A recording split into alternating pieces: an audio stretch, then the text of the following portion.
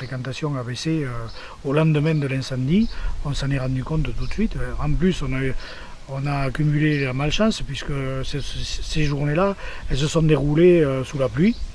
Donc voilà, la fréquentation au stade, à la buvette, voilà, ça n'a fait que du moins à partir de cet événement. On se retrouve dans une situation compliquée, effectivement. Au lendemain de cet incendie, on a essayé de mettre des parades en place, voilà, pour répondre à l'accueil du public. Mais visiblement ça n'a pas suffi.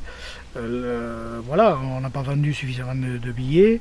On a organisé des avant-matchs. Là, il y a eu un soutien, on va dire, de la population louronnaise. Mais voilà, après ensuite, sportivement, on n'a pas réussi nos phases finales. Et là, ça a été un des coups de grâce aussi, c'est-à-dire que voilà, on a des supporters le jour du 8e qui sont partis à cause où se réfugier à la salle d'à côté parce qu'il pleuvait tellement que les gens ne sont pas restés. Donc voilà, et comme on s'est fait éliminer, ben voilà, ce sont au moins 2 matchs qu'on pouvait prétendre voilà, en termes de recettes qu'on n'a pas eu. Et ensuite, évidemment, comme les saisons s'enchaînent, il faut clôturer la saison en cours, mais il faut penser à la suivante immédiatement. On avait prévu sur ce match de préparation de 2 gros clubs professionnels on n'a pas pu répondre au cahier des charges vis-à-vis des places assises. Voilà, et un manque à gagner important pour le club. Donc on se retrouve dans une situation financière importante, aux alentours des 60 000 euros. Donc une réunion a eu lieu ce matin en mairie de Oloron-Sainte-Marie pour faire le point du dossier des tribunes du stade. Était présent le comité de pilotage qui est constitué des élus de la mairie ainsi que des services, mais aussi les assureurs, les experts et les représentants du club de rugby. Aujourd'hui, nous sommes à quelques jours de recevoir les rapports d'expertise qui nous diront si les tribunes peuvent être réhabilitées ou si elles doivent être détruites et reconstruites. Évidemment, cela change complètement la donne quant au suivi du chantier. Pour autant, nous sommes tombés d'accord sur un calendrier.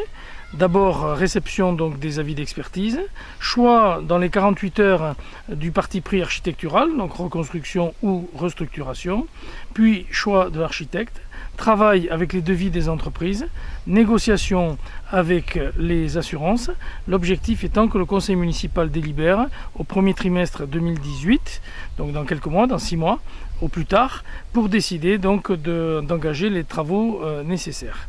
Et ensuite, nous avons vu que selon que c'est une reconstruction totale qui prendra 1 an ou une restructuration large qui prendra quelques mois, on peut imaginer qu'au pire, c'est en juin 2019 que seront terminés ces travaux. Alors nous avons un problème d'ici là, c'est évidemment qu'il y a 2 saisons sportives, 2017-2018 et 2018-2019, pour lesquelles il faut aider le club à maintenir son potentiel d'abonnés. Et donc nous allons voir si nous pouvons réutiliser les parties non abîmées des tribunes actuelles pour déjà sauver la première saison. Et si ça n'était pas le cas, bien nous prendrions une structure mobile que nous prendrions en location pour permettre donc de pouvoir asseoir les abonnés du club. Et puis pour la seconde année, on ferait la même chose.